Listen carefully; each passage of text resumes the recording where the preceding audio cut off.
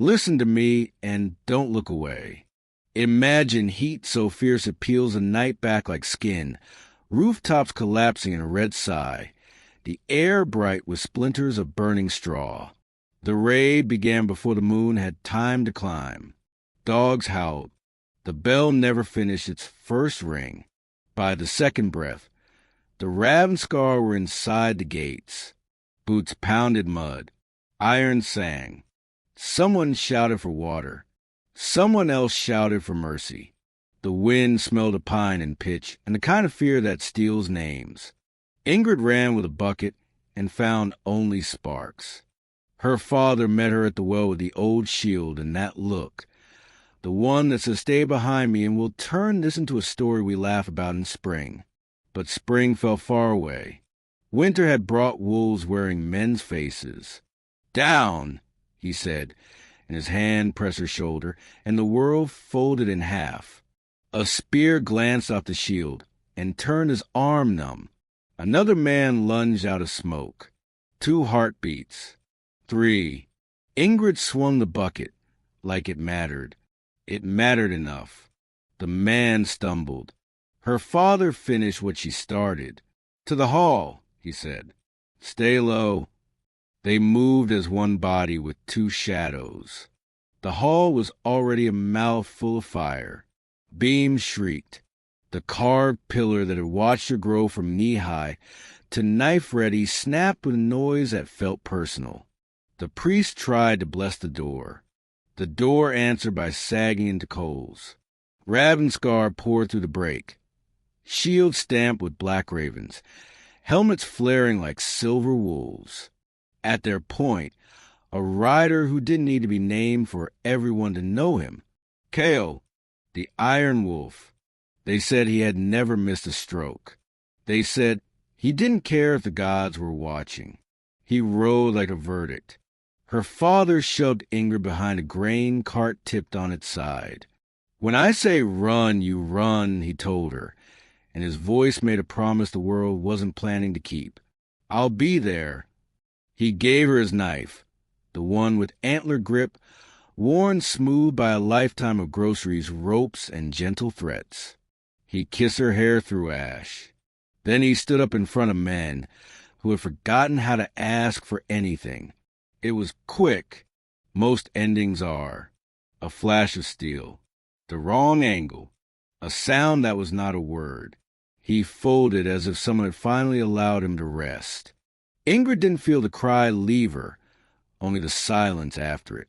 She dove, crawled, clawed. Hands grabbed. She bit and tasted iron. A boot pressed her spine, a knee her ribs. She kicked until the air ran out. "Hold!" A voice cut through the chaos. Not a shout. A command built to slip under noise and rearrange it. The weight lifted from her back just enough for her to turn and see him up close. Kael dismounted, helm off, dark hair damp with sweat, eyes too clear for a battlefield. He saw her, not the way men see spoils. The way a hunter sees a snare he didn't set. He did what commanders do. He measured. The knife in her fist. The ash on her face. The stubborn shape of her jaw. The dead man at her feet. He looked at the shield and knew whose it had been. He looked at her and knew what it would make her if he let the next thing happen. "Bind," he said, and his men hesitated, surprised he hadn't chosen the simpler order. "Not harm." They tied her wrists with wet leather that smelled of salt and old storms. She fought until the knot won. "Why did you spare me?" The words tore out, ragged and salt-streaked. She wasn't asking for gratitude. She was trying to name the math of a night that had no numbers. He didn't look away. He didn't soften. His mouth drew a line across a face that had learned how to hide, feeling the way winter hides roads. Because even fire needs something pure to remember what it destroyed. A line for a legend, a sentence made of flint. She hated him more for saying it well. They marched her past the ruins of her father's shape, and she did not stumble. She memorized each step between the hall and the gate, each blackened beam, each fallen neighbor. Memory was the only weapon she still owned. Someone tried to pull at her hair. Kael's look stopped the hand in midair. The man muttered an apology without knowing why. Command is a story a body tells without speaking.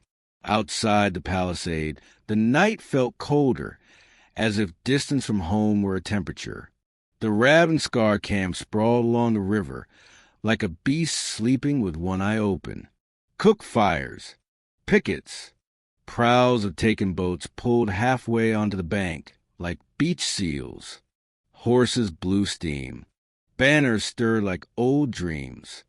They put her in a pen of woven hurdles beside 3 other captives, an old man who prayed in whispers, a boy with a split lip and a gaze that refused to be small, and a woman who had wrapped grief so tight around herself it looked like calm. Ingrid tested the rope at her wrists until her skin burned. She watched the sentries learn her shape. Kael came once with a skin of water, and a loaf torn into 4 even quarters. He handed them to the guard and turned to leave. She spat words at his back. "You think balance is a loaf?" He stopped.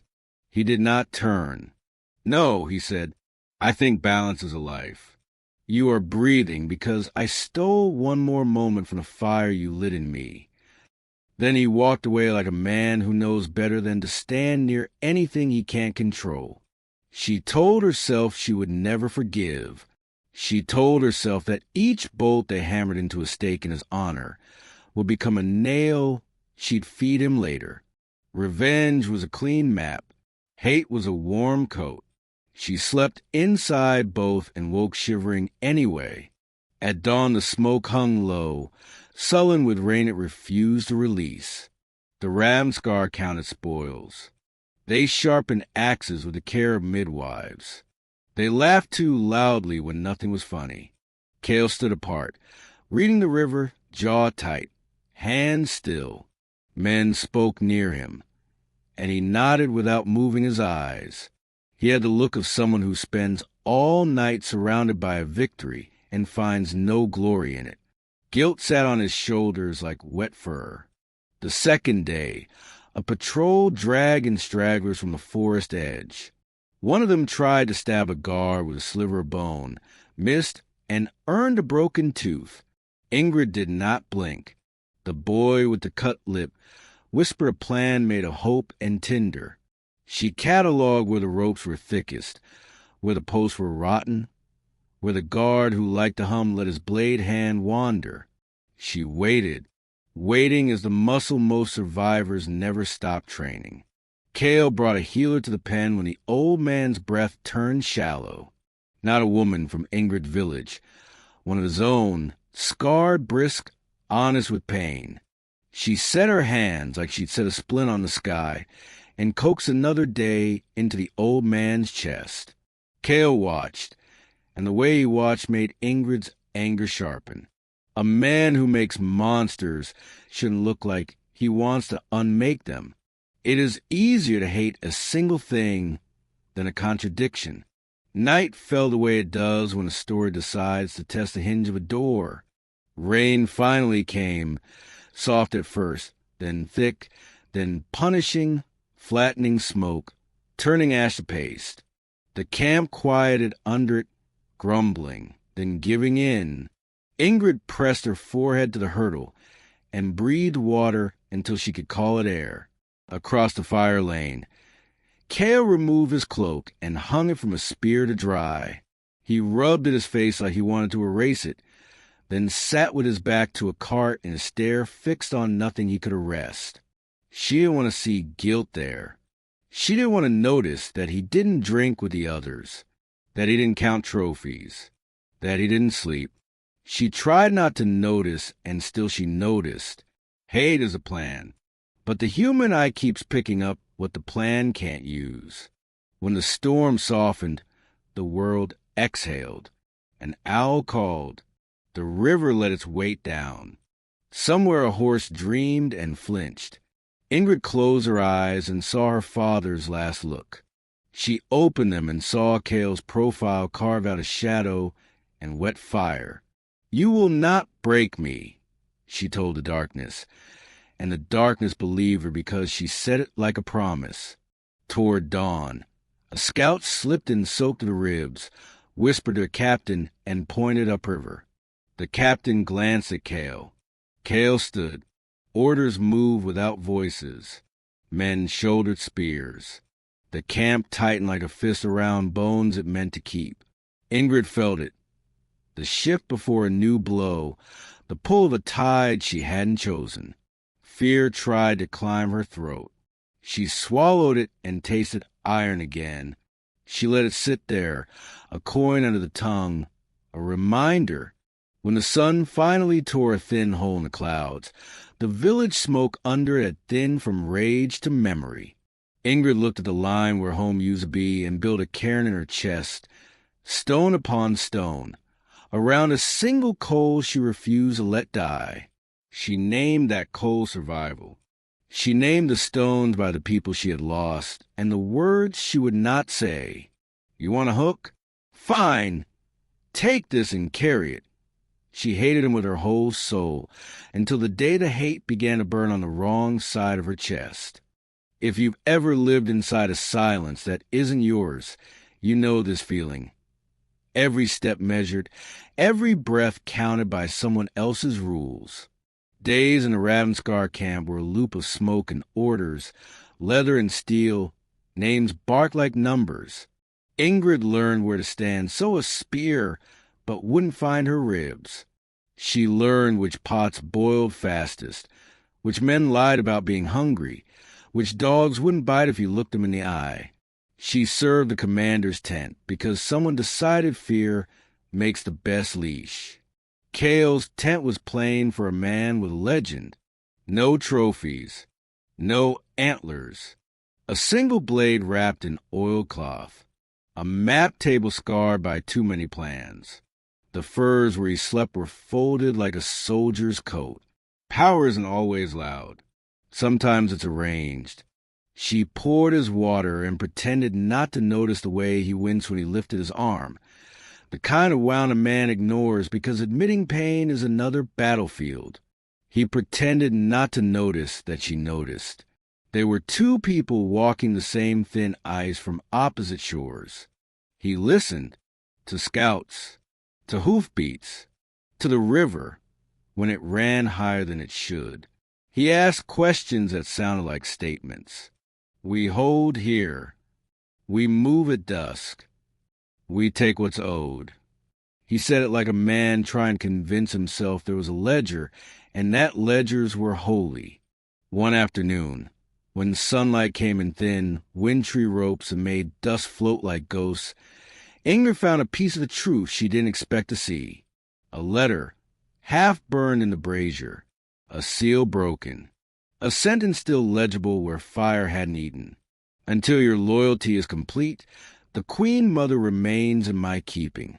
A royal hand, a royal threat. Kael stepped in, saw the angle of her shoulders, the way she didn't flinch for being caught reading what could kill her, and something weary passed over his face. "You think I ride for glory," he said. Not a question, and still he waited for an answer. She held his gaze. "I think you ride because your sword doesn't know another song." He almost smiled. Not softness, something sharper, honest like winter air. He took the half-burned letter from the brazier and didn't bother to hide it. "The king keeps my mother like a coin he can spend," he said. "I spend myself, so he doesn't." He let that sit between them like a blade laid gently on a table. "There, you wanted a monster. I brought you a man with a leash." "A leash is still a choice," she said, and it didn't come as cruelty. It came as a fact her father would have used to measure a beam. His jaw tightened and eased. "The war isn't made by monsters," he said, slow, picking words that had cut him once already. "Only by men who are afraid. Afraid of losing, afraid of hunger, afraid of kings, and maybe though he didn't say it, afraid of what they would be without the armor of orders. Ingrid put bread on the table, tore it with her hands, didn't ask permission to stand while she ate. He didn't send her away. Two people shared quiet like a secret. The wind pushed at the tent walls. A raven called and moved on. Trust grows in strange soil. It grew in a way she didn't spill, even when his men tried to shoulder her on purpose. It grew in a way he didn't correct her for fixing the map pegs, so the wind wouldn't flip a border that wasn't theirs. It grew when she returned a knife a soldier had lost by palming from her apron, eyes saying, "I know the difference between clumsy and cruel." It grew when she saw him stop a beating with a look, and when he saw her cut a poultice the right way without being told. The men didn't like it. She was a captive, therefore a mirror for all the parts of them that the war had turned ugly. They called her Moss because she clung where she wasn't wanted. They let the name echo when they passed, the sound of something wet and soft they could crush if the commander turned his head. Hate is a sport when men want to forget they're small. One night, the camp held its breath before weather. The river sounded closer than it should. The edges of things blurred.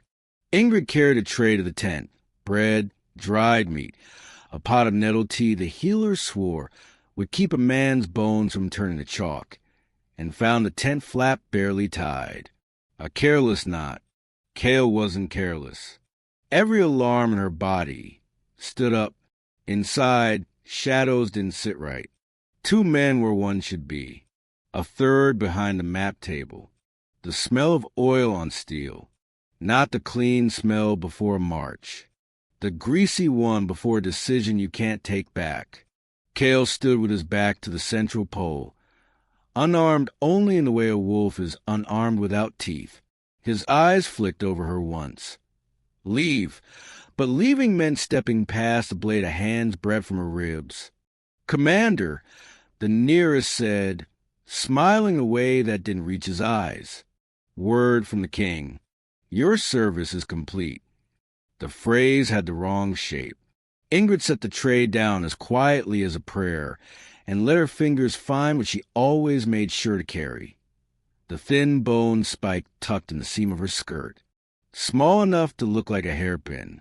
Strong enough to be a hinge if you knew which joint to choose. Kael moved first. Of course he did. He kicked the table into one attacker and took the other in the throat with an elbow that cracked like breaking ice. The third lunged from behind. Ingrid didn't think. Thinking is a luxury. She stepped into the space fear left and drove the bone spike into the soft place under her wrist, the one a man forgets to guard when he's counting coups. The blade clattered. Kael turned on that sound and finished the math. The tent went still. The kind of still that makes candles worry about their own flames. Kael stared at the men on the floor, as if trying to memorize a lesson he should have learned sooner. Then he looked at Ingrid. Why? The word wasn't gratitude. It was bewilderment with a cost under it. He was asking why she chose his breath over her map. She wanted to say she didn't choose. She wanted to say her hands moved before the part of her that plan's revenge could stop them. Instead, what came out was true in a way that scared her. Because something in me refuses to watch you die, she said, low, steady, furious at the confession even as she handed it over. Even when I want to hate you. He flinched like she'd struck him harder than any blade could. He looked away, then back, a man measuring his own edges and finding some he didn't know were there. They were mine, he said, not in defense, in grief. My own men. Men with fear, she answered, breathing hard. Men with orders whispered by someone who doesn't care if you breathe. Outside, boots pounded, drawn by the wrong kind of quiet. Kael crossed the space and caught her wrists, gentle, then not, then gentle again when the sky dimmed at the edges of her sight. He cut the restraints. The rope fell. For a heartbeat she didn't know if her legs remembered how to stand as a free thing. "Listen," he said, voice close but not touching, careful like lifting a hot iron. "From this moment, you move only when I say, and you don't speak a word about what you saw." He searched her face. "I will not let them make you pay for saving me." She almost laughed. Not joy. Something raw. The body expelling what it can't digest. "They already make me pay for breathing." She pulled her hands back, rubbed the rope marks in the skin again until they felt like hers. "I won't be your leverage. I'm not trying to own you." He swallowed. For a man who commanded battles, he seemed newly clumsy with a different kind of war. "I'm trying to keep you alive." The guards burst in, took one look, and stopped at the edge of a border drawn by their commander's shoulders. Kael issued orders that sounded like closing a wound without admitting it was there. The bodies disappeared like secrets. The blood soaked into dirt that had seen worse. Later, under a sky that had finally decided to rain, Ingrid sat on a stool outside the tent with a bowl of water and a rag, scrubbing her hands until the skin burned. Kael stood in the doorway, not closer, not farther, expression unreadable in the way a man chooses when every other choice costs more. The rain softened, the steam from the cook fires braided with mist. The river said the same word as always said. Forward. Call this what it is. The hinge. A captive who saved her captor. A commander who learns his worst enemies sleep in his colors. Hate that refuses its assignment. A first spark where only ash should live. Remember this, because everything after will test it. Snow came early that year, thick enough to muffle everything the war hadn't already quieted. By mid-month, the passes closed and the Ravnskar scouts returned shaking their heads. No road south. No messages north. The camp became an island of smoke and breath. Isolation turns men strange. It turned Kael and Ingrid into something else. The first storm buried the tents halfway. Ingrid woke to the sound of ropes groaning, canvas snapping, the world pressing down. Kael's voice cut through the wind, calm, unhurried, the tone that stopped men from dying in panic. She followed it out into white, so dense it felt solid. They dug side by side until their arms refused orders. By dawn, the camp was a collection of snow-covered shapes, men moving like ghosts between them. When the cold settled for good, Kael moved her into the commander's hut, the only structure with walls thick enough to keep water from freezing in the cups. She protested once. He didn't argue. He just pointed to the frost creeping across the tent ropes. Survival doesn't ask permission. Days blurred, chopping wood, mending boots, melting snow for water. The war shrank to chores. The air smelled of pine pitch, smoke, and the quiet between two heartbeats. Kael shed his armor like a confession. Under the iron he was built of scars and silence. He spoke little, worked long, and sometimes, when he thought she wasn't looking, read a small leather book worn to the spine. Poems. Ingrid saw that once when he left it open. Words about spring in a land that had forgotten the word. She found herself talking to fill the cold. Stories about her father building the fishing pier, about a goat that learned to open latches. Kael listened, a man who hadn't heard laughter in years. "If I had known you before the flames," he said one night, hands wrapped around a cup of mead gone cold, "perhaps the North would be different." The sentence hung in the smoke like a fragile thing. She didn't answer. Some hopes were too thin to stand on. Trust built itself out of small work. Her fixing the tear in his cloak, him carving a handle for a knife. Shared bread, shared silence. When the storms eased, they'd walk the river's edge to check the ice. The world looked untouched there, White plains, blue shadow, the sun like a distant coin. For a few steps each day, they could pretend no war waited beneath the thaw. But peace is a thin blanket. Night brought dreams. Ingrid's were made of flame. She woke gasping, the smell of smoke in her nose, her hands reaching for someone already ash. Kael would be there, one hand on her shoulder, steady, the other pressed over his own heart as if holding something in. Then one night the dream came sharper. Her father calling her name, the hall collapsing, a man on horseback raising a torch. She woke screaming. Kael caught her before she hit the floor, his breath ragged. "You're safe," he said, again and again, until the words fell hollow. She looked up into his face, and in the flicker of the fire saw something fracture. His eyes shone not with pity, but with guilt. She froze. "What is it?" The question broke against his silence. Snow hissed against the roof. "Tell me," she said, louder this time, and the fear in her voice wasn't for herself. It was for what she already knew. Kael's hand fell away.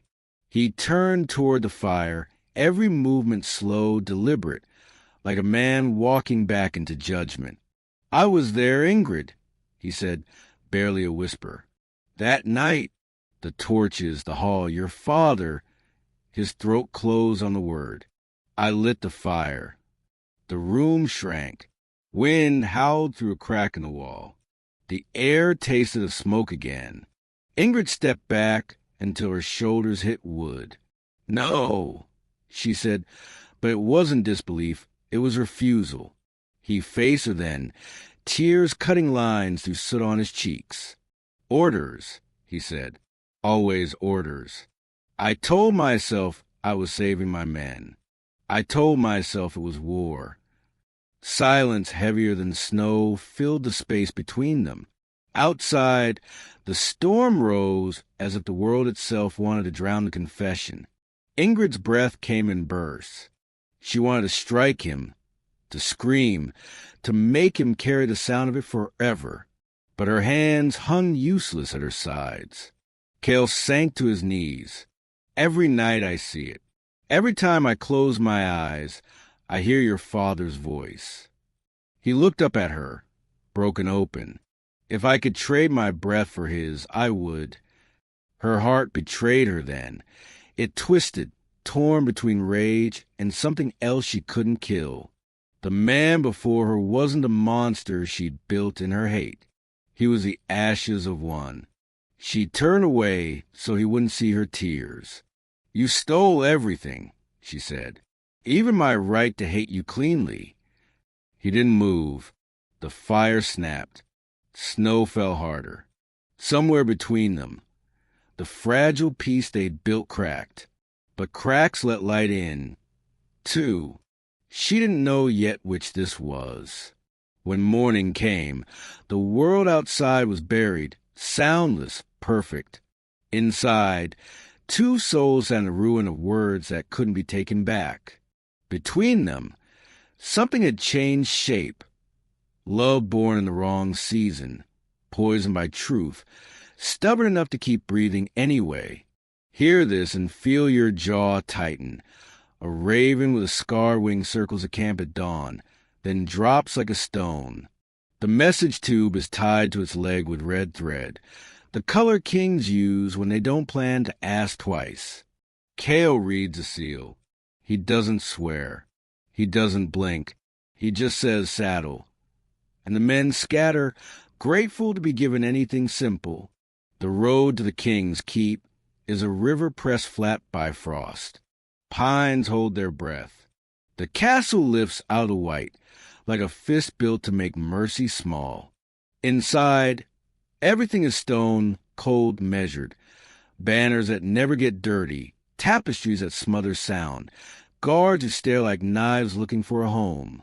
They take Kael through 3 doors meant to remind you you've come too far to turn around. The throne is a chair pretending to be a mountain. On it sits a man who loves his own reflection enough to keep a room full of mirrors where other kings keep maps. He doesn't rise. He smiles with only the bottom half of his face. My Iron Wolf returns. Kael kneels because failing to kneel is just a quicker way to die. You sent for me. I hear you've been keeping a souvenir, the king says, lazy as a cat by the hearth. A village girl. Brown hair. Mean eyes. He means strong. Men like him never say strong when it isn't about themselves. Your leash feels loose. Let's fix that. Kael's jaw says nothing. His hands don't move. The king enjoys silence the way a butcher enjoys a clean block. Here's what loyalty looks like today, he says, and the air goes thin around the words. Kill the woman who softens you, or bring me your brother's head. The sentence lands like an axe into green wood, deep and messy. Kael's brother, a farmer who kept out of wars, a man with the same eyes and none of the armor, a life that grew straight because it was allowed to. The king leans forward, giddy with his own cruelty. You choose, wolf. Which limb do you cut to prove your heart still beats for me? The room waits. Torches gutter. The mirrors don't dare show anyone the truth. Kael's breath doesn't change, but the way he holds his shoulders does, like a bridge that knows it's about to carry a fire. If I refuse, he asks, calm enough to scare a saint, then I will take both, the king says sweetly, and your mother will watch. He is dismissed with a flick of fingers, as if you could flick a man's life back into place after you rearranged its bones. Kael stands, bows because the script says bow, and leaves walking like a man under an invisible yoke. In the courtyard, horses scream steam into the cold. He mounts without feeling the leather. Orders rattle through the ranks like hail. On the road, his men ride wide-eyed and silent. They feel the storm in him. Ingrid watches in the commander's hut doorway, the raven's shadow still cutting circles on the snow. She doesn't know yet. She knows anyway. Some news arrives by air before it finds words. He doesn't go to her. Not at first. Duty first. Maps first. The lie of later first. He speaks to captains. He sends scouts. He stacks hours like shields. But when night falls and won't let go, he steps into the hut, and the air changes shape, as if the room has been waiting to exhale. She sees it on his face. What did he ask you to do? She says. Now what did he say? What did he ask you to become? He sets the truth on the table like a blade. She doesn't touch it. Kill me, she translates, voice steady only because the world is spinning too fast for tremors. Or kill your brother. Silence sits down between them and eats. She swallows hard. Do you love me enough to do something unforgivable? It is a terrible question. It is the only one that matters. He looks at her like a man remembering what water feels like after a drought. I love you enough to burn a throne room, he says. And I hate myself enough to know I can't unlight your village. His eyes shine. I will not kill you. I will not kill him. It sounds brave. It is also a death sentence. The king moves faster than vows. At dawn, riders with a royal crest strike the camp's outer ring like a hammer that knows where the nail is. Not to fight. To steal. 3 men, anyway. Quick hands. Knife at a throat that isn't meant to die, only to still. Ingrid is dragged from the hut with cloth over her mouth that tastes of bitter root and copper. She learns how heavy snow is when your feet won't listen. One soldier snarls. Bait bites harder when it thinks it's a hunter, and she bites his thumb until he screams. The other laughs and says he likes them loud. They take her toward the birch stand by the frozen river, the place everyone uses for things they don't plan to write down. She tries to run. A spear but finds her ribs, and the world blinks. She slides, catches herself, runs again. A blade kisses her thigh and keeps going. Heat pours down her leg into white that drinks every color. She grabs a branch, swings, catches bone. A man curses. Another slaps her hard enough to turn the forest sideways. Alive, the captain snaps. The king wants a window he can open and shut. Back at the camp, a scout rides and lathered to the eyes. Words fall out of him in the wrong order. Kael hears the right ones first. River, birch, blood. His body moves before his mind catches up. He is on a horse. He is a knife given legs. He is the feeling you get when you know you've already lived this, and next time you won't be so lucky. The birch stand holds a sound of fox breathing and a woman failing too. Ingrid is half in the snow, half in herself, dragging against a rope bight that chews her wrists purple. Her hair is a tangle of copper and frost. Her thigh blooms red through wool. A soldier stands with his boot on the rope, bored. Two more argue about who gets credit for the capture.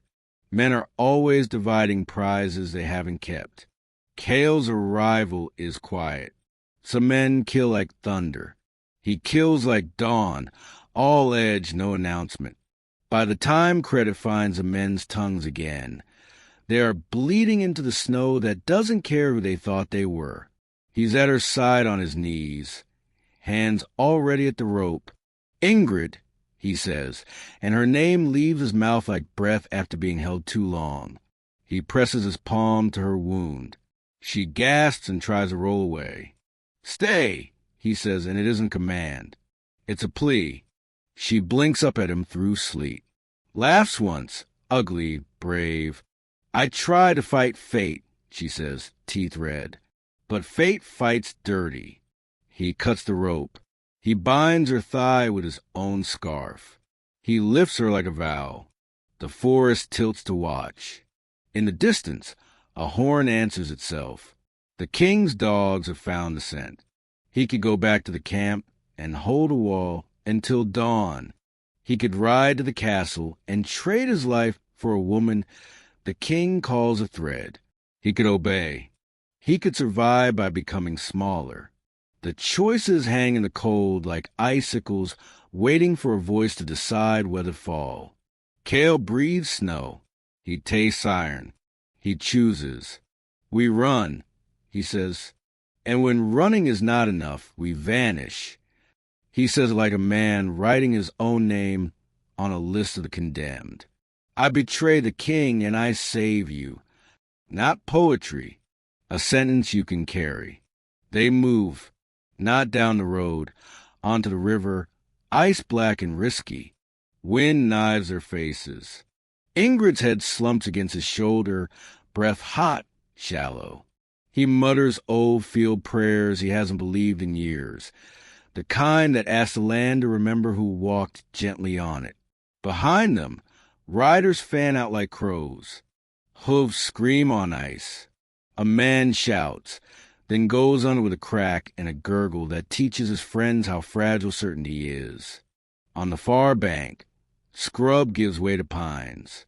Kael plunges into the dark, picks a path even deer would debate. He hides their trail with a branch until his fingers split. He listens for dogs and hears only his own pulse trying to claw out. Snow starts again. Good. Let it fall. Let it erase. He finds a hunter's cut dug into the hillside. Half cave, half stubborn idea. He squeezes inside, lays Ingrid down, lights a spark with hands that won't behave. The flame catches like relief. He cleans the wound, whispers apologies into steam, feeds her a thumb of brandy, forces her back from the edge with words that make no sense except the one thing they mean. Stay. Outside, the forest holds its breath. Men with the king's crest curse and call and promise each other rewards for ghosts. Inside, two people share a fire made of twigs and defiance. This is my sentence. Kael says into the dark, voice wrecked and sure. I choose it. I choose you. She watches him through the pain and the heat and the ache of knowing the price. She nods once, as if sealing a pact. Listen, this is the turn.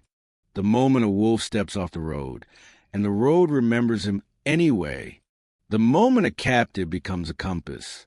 Tomorrow brings teeth. Tonight brings breath. They sleep in shifts, knives close, hope closer. The world narrowed to a circle of light on stone, and the sound of horses failing to find them. And somewhere, far enough to feel safe and close enough to hear a rumor, a king smiles at the thought of a hunt that will make winter interesting. You ever notice how the road you swear you'll never walk again is the only one that remembers your feet? The ruin waited for them exactly where the map in their bones said it would be. Charred beams, half-fallen walls, snow sifting through ribs of what used to be roofs. Wind threaded the blackened frames and made a sound like a hymn sung with no words. Ingrid stood where the hall had breathed its last and tasted ash that wasn't there anymore, only memory ground fine enough to live in blood. Kael didn't tell her to look away. He stood beside her the way men stand beside a cliff, aware of the drop, unwilling to lie about it. This is where it broke, she said. Her breath hung white. Her voice did not. And this is where it starts again. They buried themselves in the bones of the village like small animals in winter. They learned which walls muttered when the wind changed and which stayed quiet. By day, they scavenged what the years had not finished. Iron nails in a fallen lintel, a pot whose bottom hadn't cracked, a length of rope hidden under a collapsed granary. By night, they lit small fires that pretended to be stars and kept their stories brief and sharp. Kael taught her how to tell snow what to say about footsteps. Ingrid taught him how to hear the river even under ice and know when it was lying. Hunted sounds different than afraid. You move softer. You learn the grammar of silence. Their bodies learned it together. She caught him staring once, not at her mouth, not at her hands, but at the rare ease that visited her face when she forgot for a heartbeat what the world had done to it. He looked away, guilty as a thief. He was stealing something he had not earned, a future tense. One night, when the moon came up round and cold and pearls of frost climbed the splinters, Ingrid took Kael by the wrist and led him to the square where a fir tree had once worn lights at midwinter. The stump still counted years.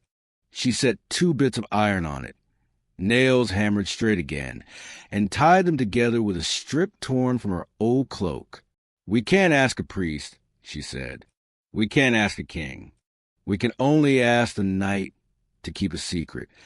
He stared like a man presented with water after a long fast, and unsure whether his mouth remembered how to drink. "We shouldn't bind you to a name the crown will erase," he said, voice low, reverent with the kind of fear that belongs in churches. She answered without blinking, "I am binding you to something the crown can't read."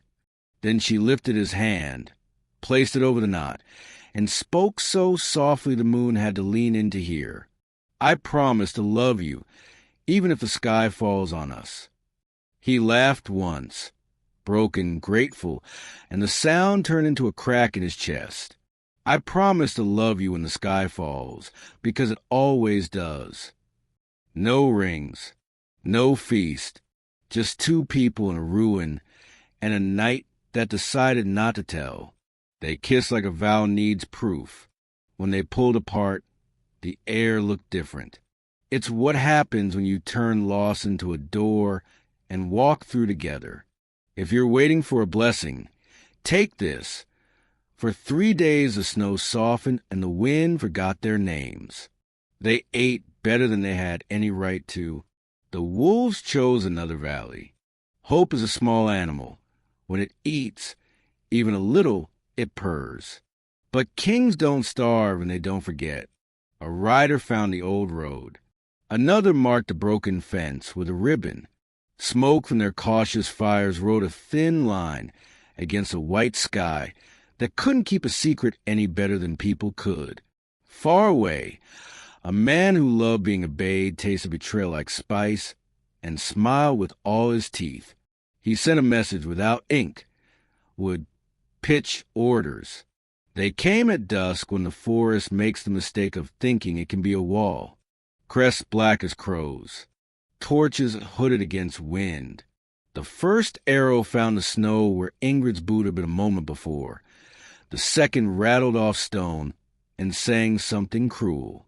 Kael swore once, like prayer, and shoved her behind a heart that had survived by sheer stubbornness.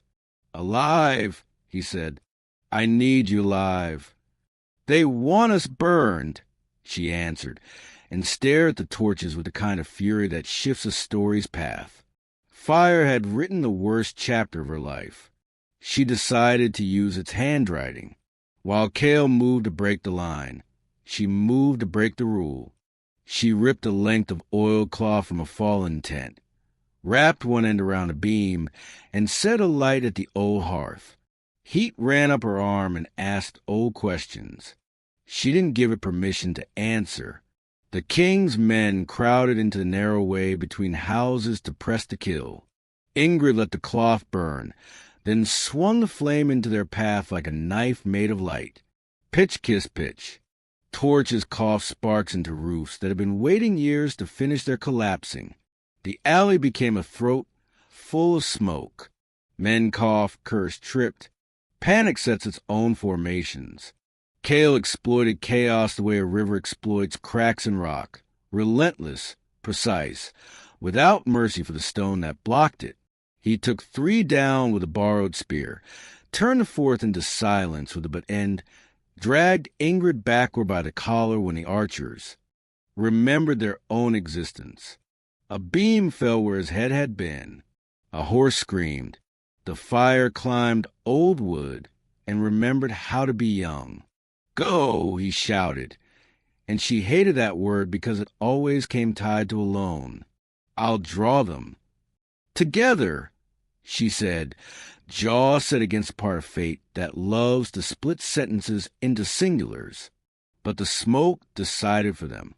The square became a red mouth. The air turned to teeth. She stumbled right. He vanished left, and the world lost its borders. You want detail? Fine. Eyes stung to salt. Hair plastered to scalp. Hands blistered around wet cloth. A breath that burned going in and scratched coming out. The flavor of old ash and new fear. The sound of a man you love, somewhere behind you, hitting something with everything he is. She used the fire like a shepherd uses a dog. She chased soldiers into blind corners they thought were exits. She pulled burning doors down behind them to cut them from their friends. She flung brands into piles of old thatch and watched them flower into obstacles, into walls, into a map that looked like a maze only she could read. Vengeance felt too clean as a word. This was something else. The wild, precise satisfaction of turning the thing that killed your world into the tool that saves what's left. The king's men didn't come for a lesson. They came for a spectacle. Fire gave them one. It also took without asking. A support cracked like a snapped oath, and an entire face of a house slid into the alley in a sheet of sparks. Ingrid dove and tasted dirt. When she stood, the alley was gone, and so was Kael. "Kael!" She screamed it until the name stopped being syllables and became only ache. Smoke ate the rest. She plunged back, shoulder to wall, hand over mouth, counting steps, remembering angles, refusing the idea of a world where his voice isn't. The east gable collapsed in a sigh that wasn't a sigh. She found only heat too bright to be touched and boot prints that ended at a line of ember that looked like a border drawn by a god with bad intentions. Arrows hissed into wood near her face.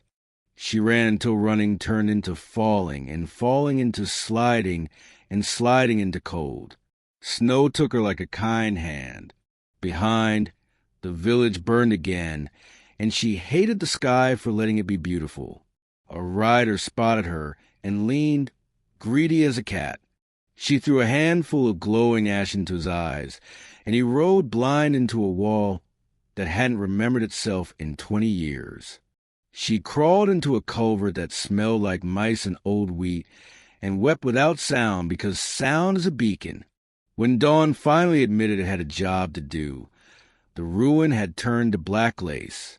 The king's men picked through it for trophies that looked like triumph. They found none that felt right. Fire doesn't leave satisfaction. It leaves shapes and a hunger you can't name. They left with smoke in their hair and curses on their tongues. Somewhere beyond the tree-line, a horn sounded the lie call done. Ingrid crawled back when the heat would let her. She found the stump with 2 bits of iron fused together by the night's fury, vows welded by accent into something no palace could file apart. She found the place where a man had stood and held a line until the line held him. She found no body, just a scorched scrap of Kael's cloak snagged on a nail, and the ache of a world that refuses to tell you the one thing you need. Dead, men would say later, eager to tidy. But the snow told a different story, if you press your ear to it and forgot to breathe. Tracks that began and broke, drag marks that ended at a hole where fire had eaten through floor to cellar, a black stair leading into a mouth of cold. She climbed down and found only darkness and drops of water, counting something patiently. No blood, no bones, just absence shaped like a man. When hell opened, she said to the empty house and the God who had ignored her before and after, love was the only thing that burned hotter. She put her palm on the stone where heat still whispered and let it blister. She would need the pain later, for remembering. They would say Kael died there. They would say the Iron Wolf turned to ash. Ingrid walked out of the ruin with a bandage on her thigh, a vow welded to iron in her pocket, and a secret the fire hadn't learned how to eat. Sometimes a vanishing is a door. If you've ever tried to live with a house that remembers, you know the sound, the way the rafters sigh when the wind creeps in at dusk, the way the door settles like an old lung. Ingrid learned the grammar of solitude. One bowl, one blanket, one set of footsteps traced and retraced until the floorboard began to hold her pulse. Months collected like driftwood. She stacked them.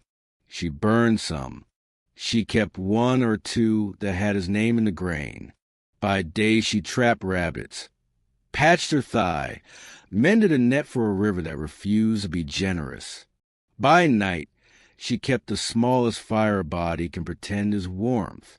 She talked to the silence the way sailors talk to a sea that owes them nothing. Sometimes the mist rolled off the water, so thick it erased the trees.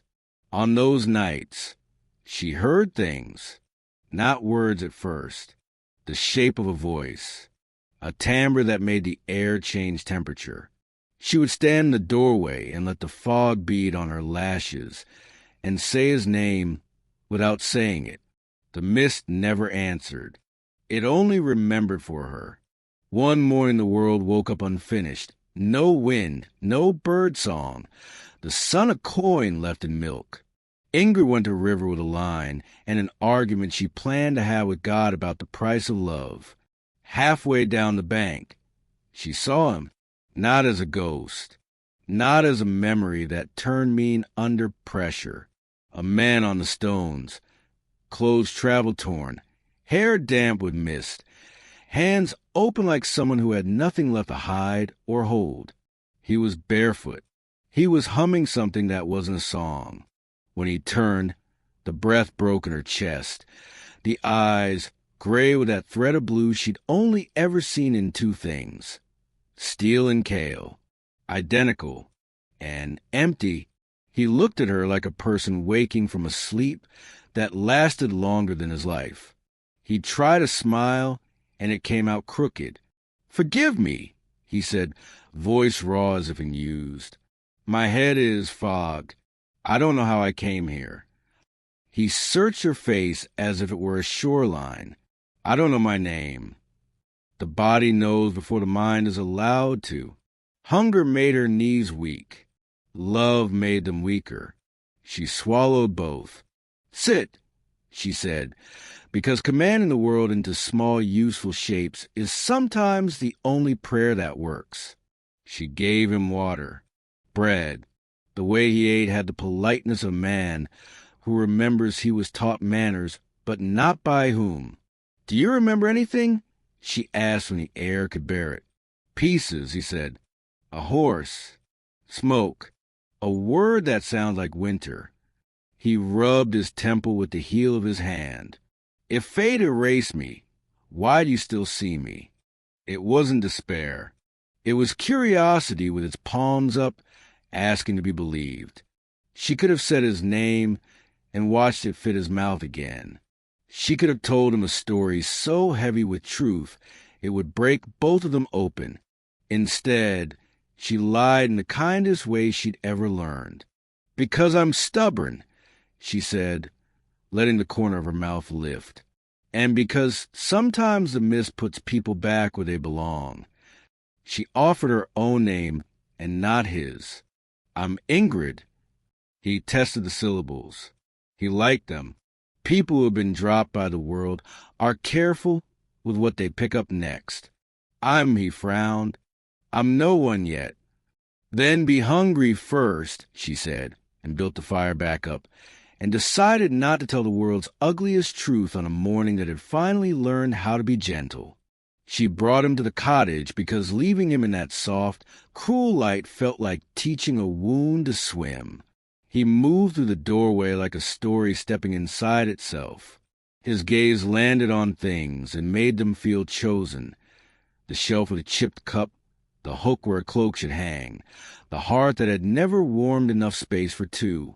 He stood close to the flame and reached toward it the way people do when they want proof of their own temperature. The fire answered, not with heat, with color. Blue crawled up the flame like a bruise turning honest, not the golden patience of a winter cook fire, the exact shade of the night when the king's men set the world on purpose. Ingrid's breath stopped moving. He didn't notice. He flexed his fingers over the blue like a man checking if he could play an instrument he'd forgotten he once loved. Does your fire do that? He asked, almost pleased, as if he'd taught it a trick. Only for you, she said, and the word shook loose from a drawer she hadn't intended to open. She took his hand away from the flame. Steady, practical, and possibly the bravest thing she'd done since burying the last of her tears in a riverbank. His skin was warm in the way a human's should be. No lightning, no omen, just a man who had been carved down to his simplest truth, breath. He asked if he could help. She handed him a knife and a handful of roots and watched him remember how to be useful. Muscle learns faster than mind. His hands knew the way of a blade, the angle the slice meant for cooking rather than killing. He kept glancing up, as if waiting for permission to smile at nothing. She gave it. The room widened. Days found a rhythm that felt like mercy for once. He fixed a shutter. She taught him which herbs were liars in winter. He fetched water with a dignity that made the bucket look like a holy object. Sometimes he paused and listed the parts of the day as if they were the only map he trusted. Morning, the light behind the pines. Your hair in the window. Bread. The fox that doesn't run anymore. He slept on a pallet by the hearth and murmured in dreams without words, turned like a keel in shallow water. She sat up some nights and made lists of all the things she wouldn't say. Kael. King. War. Fire. Brother. Wolf.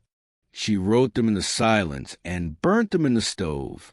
She started calling him Traveler because names are boats, and she didn't know which harbor this one could survive. He accepted it with a nod, like a man relieved to have anything to answer to at all. In the mornings, he carried wood without being asked and returned smelling of snow and something that felt like hope. When he laughed, it happened in his eyes before his mouth remembered how. When she laughed back, it sounded new enough to make both of them still for a moment and listen. Does love begin twice with the same person? The first time, yours arrived like a storm. The second, it crept in like a thaw. She caught herself reaching for his sleeve in doorways and letting her hand fall short, because the body keeps its old alarms even when the mind calls ceasefire. He caught himself watching her braid her hair and needing to look away, because wanting and remembering are neighbors with a loud fence between them. She told him nothing, and told him everything sideways. I once knew a man who read poems when war tried to eat him, she said, almost casually, testing the room for echoes. He smiled like a person listening to a good lie and hoping for truth under it. He sounds like someone who lost slowly, he said, or won wrong. She turned back to the fire. Both. Then the night betrayed her. The mist came in thick and intimate, pressing palms of windows, testing the latch. She woke to the sound she'd learned by pain. His breath turned to wind at the edge of a word.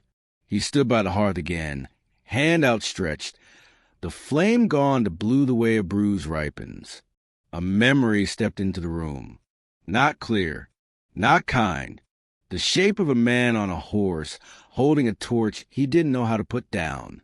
Sometimes I see a hall, he said without turning, voice quiet in the way a confession spoke in the flames.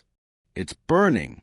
I feel a choice I didn't make, and a heat that has my name.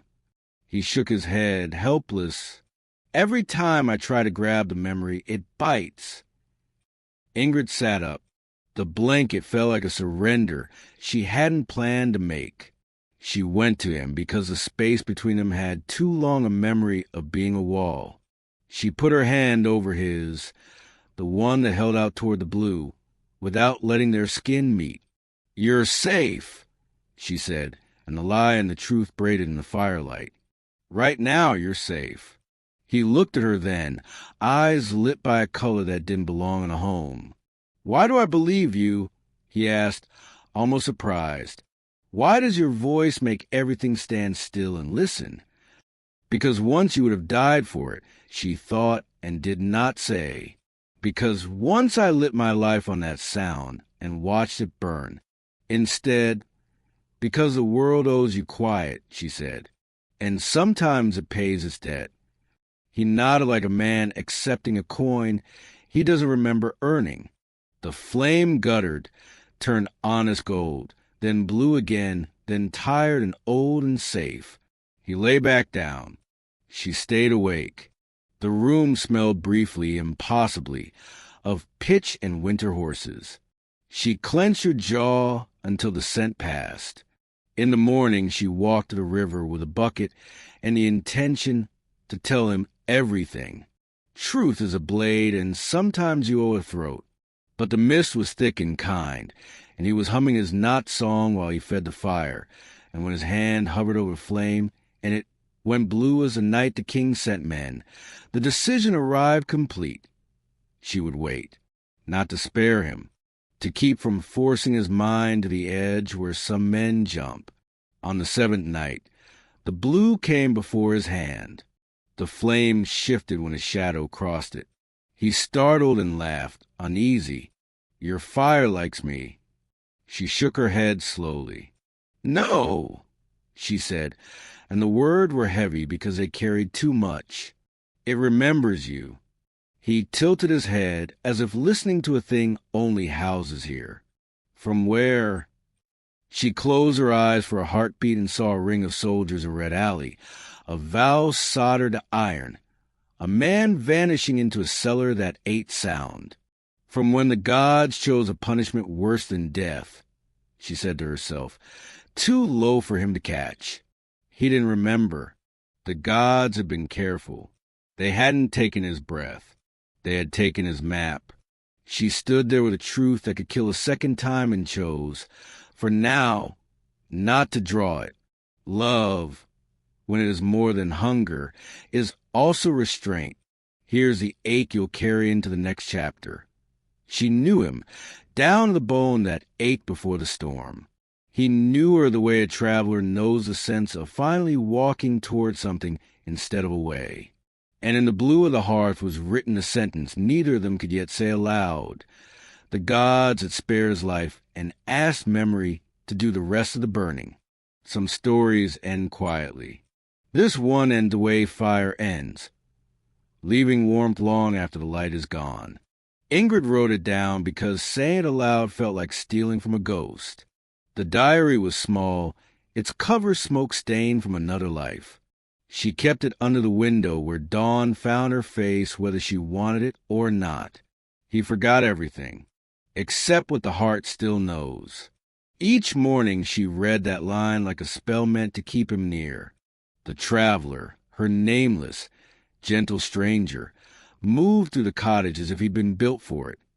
Fixing, humming, tracing the same steps Kael had once worn into the floor. He smiled without history. It was a mercy in a wound. Then one morning the air changed. No wind, no birds, just that thin sound snow makes when it doesn't want to fall. He woke before her, sitting upright, palms pressed to his temples, whispering a name that hit her like a bell struck inside the chest. Ingrid. She froze. His voice had weight again, familiar, low, carrying the storm it used command. He looked at his hands as if they'd just told him a secret. I remember, he said, the fire, the king, the things I did to live. The things I did that shouldn't have been called living. His eyes, those impossible gray-blue eyes, found hers. And you? She wanted to reach him, but memory stood between them like a wall rebuilt overnight. He rose, shaking, a man dragging everything back onto his shoulders. If I stay, I'll burn what little piece you built. He gathered his cloak, the same one she had patched, and turned toward the mist. Kael. The name tore out of her. He stopped but didn't turn. You're not fire, she said. You're what survived it. He smiled, small human breaking. Then let me prove it by not lighting the house again. And he was gone. The mist closed around him like a tide reclaiming its own. For days she called, walked the riverbanks until her feet bled cold, left bread on stones the way villagers once did for spirits who had earned a softer afterlife. Nothing answered. Winter came hard and stayed. It was fishermen who found him months later, washed onto a northern shore where the sea forgets names but remembers faces. He lay as if asleep, hair bleached by salt, one hand open toward the horizon. On his chest, cut clean into the skin, a single rune. Forgiven. No crown mark. No chain. Just the piece of a man who had finally stopped running from himself. They brought word to the woman, who lived alone by the ruined river. She didn't weep. She walked to the waterline and placed the diary on the current. The ink bled, the pages folded, the words she'd written for him returning to the element that had always waited to cool what fire had begun. The love that rises from ash doesn't die. It learns the language of wind. When the tide came back, it carried only the smell of salt and pine. She whispered to it anyway, a thank you, a goodbye, maybe both. So remember this when your own heart sits among ruins. Some stories aren't about winning back what burned. They're about learning to hold warmth without needing a flame. If you had stood where Ingrid stood, if the one who destroyed your world asked, wordlessly, for forgiveness, would you grant it? Would you let love live again in the same hands that once held the match? Tell me in the comments. Your answer might echo farther than you think.